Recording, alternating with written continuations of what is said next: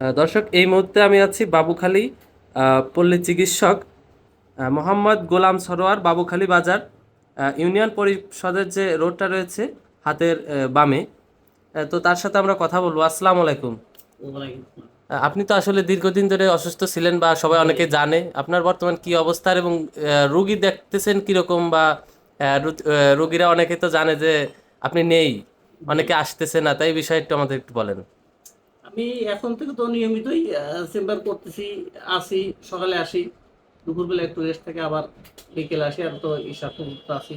আচ্ছা, আসলে দীর্ঘদিন না থাকলে যা হয় সেটাই আর কি।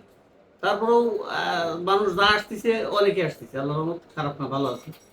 এখন তাহলে নিয়মিত হ্যাঁ, মোটামুটি নিয়মিত আছি আমি চেম্বারে এখন। বসতেছেন আর কি। চেম্বারে নিয়মিত আছি, মানে চেম্বারে যে টাইমটা, পুরো টাইমটা আমি চেম্বারেই আছি। আচ্ছা, আপনার এখন শারীরিক অবস্থা কিরকম আর শারীরিক কি? অবস্থা ইনশাল্লাহ ভালো, চলতে পারি, আলহামদুলিল্লাহ। মোটেই চলতে পারতাম না, এখন হাঁটতে পারি।